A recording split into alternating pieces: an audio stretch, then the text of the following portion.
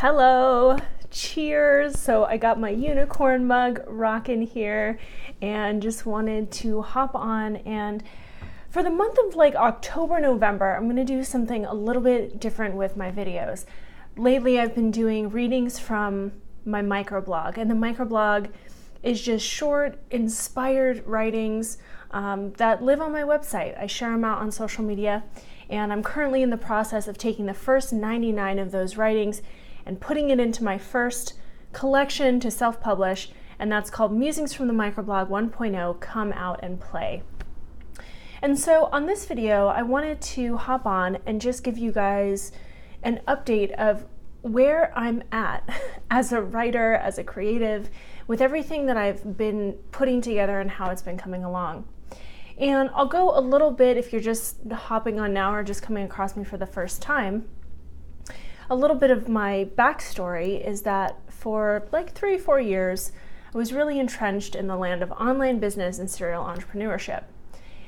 And since way back when, since I was in 3rd grade, I've always had this dream of being a writer. But I made all these excuses and made up all these reasons why that wasn't something that I could pursue. And I finally just hit a wall with all these different pursuits that I was playing myself out in trying to make it.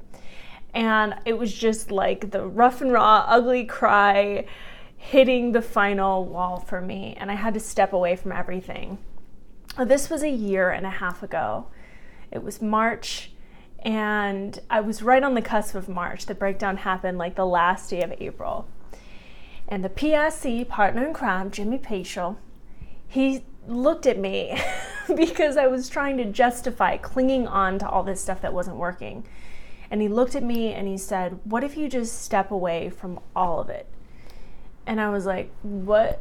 You mean what does that even mean?" I couldn't even fathom putting down all the production and the content that I was creating, because it was, in my mind, it was all fuel to this empire that was going to blossom. And then once the money was made, the success was achieved, then I could write and pursue my true dream.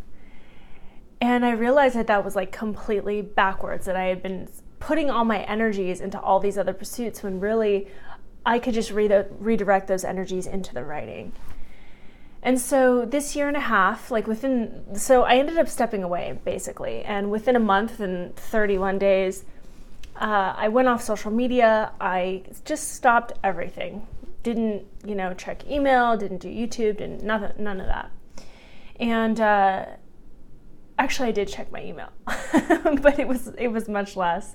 But I stepped away from social media. I wasn't producing any content. I wasn't doing YouTube. I wasn't doing blogs, any of that stuff. No interviews, da-da-da. And it really changed everything in my life. Within the first 3 days, I got the inspiration just downloaded to me in the shower for my first fiction book, trying to make it. And that is the book that I've been working on for this year and a half, and I'll talk more about that. And I actually might talk more about that process of trying to make it, what that's been like in writing a book for the first time, the things that creep in and that, I've faced as someone who's wanted to do this for so long, and the pressure we put on ourselves and all that stuff.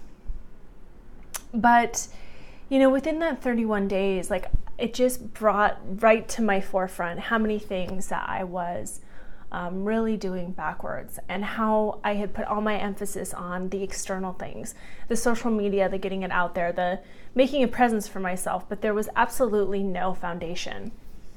There was no real work at the core of everything.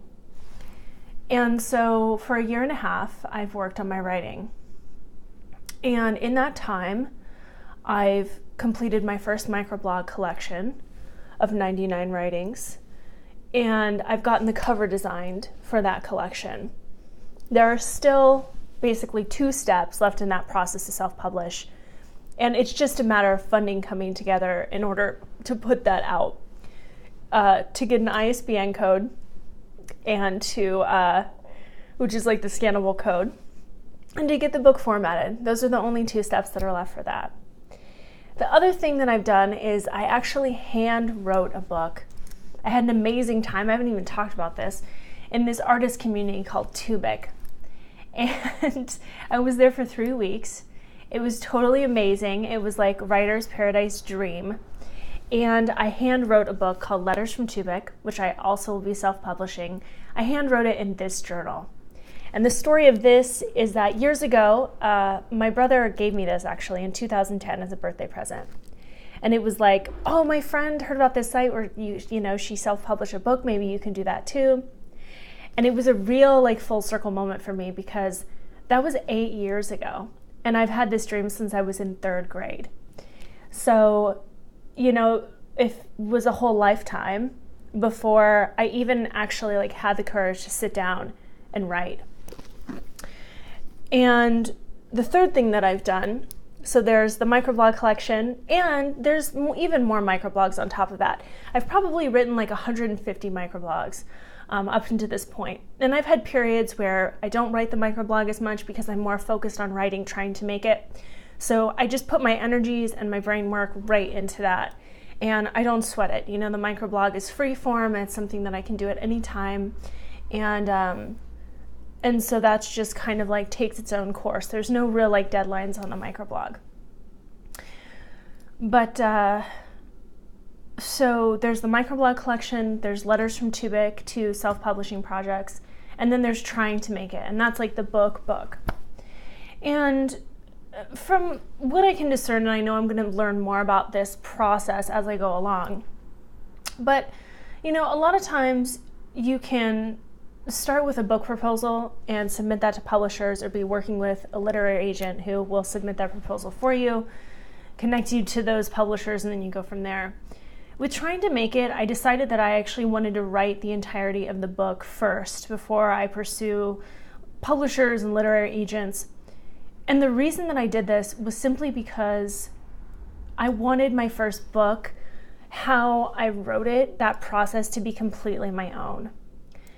And I thought to myself, once it gets to the stages of like publishing, literary agents, and all that other stuff, it's going to be wonderful. And I'm so excited for that.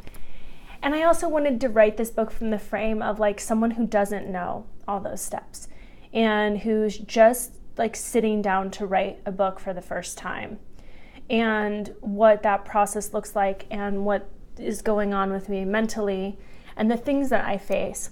And so I'll talk about that in another video, like what I actually have faced in the writing of my first book. But trying to make it says a lot about really tapping into the sound of the genuine within us and ditching the reality, being able to see beyond circumstances, not make all these determinations about who we are based on our circumstances, and truly give ourselves permission to live our dream. And even when I say it, I have like a couple different things running around in my mind. Like part of me thinks, oh, that's really like pie in the sky. But legitimately, for creative people who want to live their dream, you come up across self-sabotage, sabotage and criticism from the people closest to you.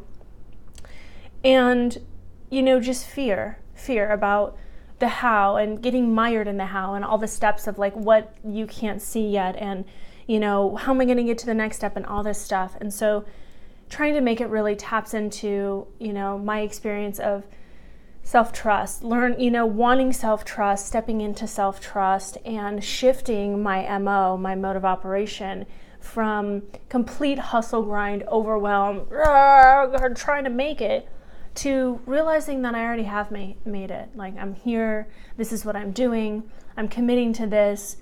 But at the very core of that is really loving myself along the way, taking care of myself, working in a way that's nurturing and sustainable, and relying on that intuition, and really just feeling those things that are unseen, and operating in a completely different way in order to, do my creative work in this world, and create a beautiful quality of life in the process.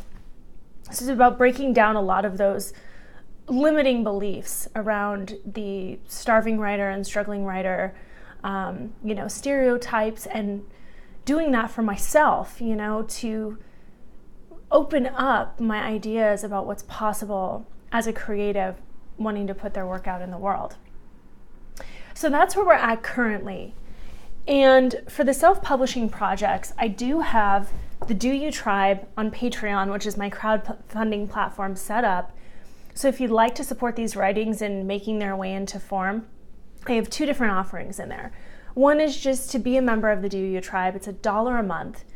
And really my intention here is twofold.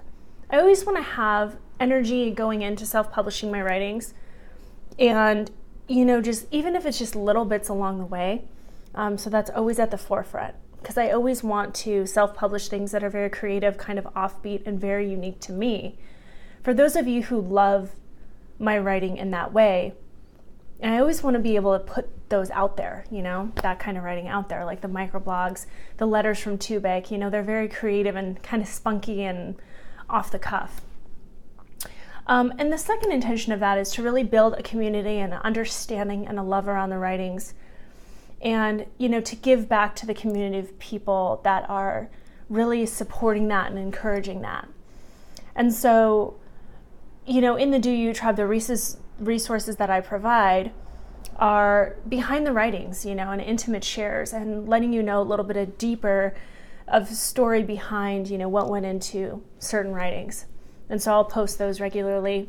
And the other offering I have in there is the Around the Campfire gatherings, and what I'm calling the Self-Loving Sisterhood.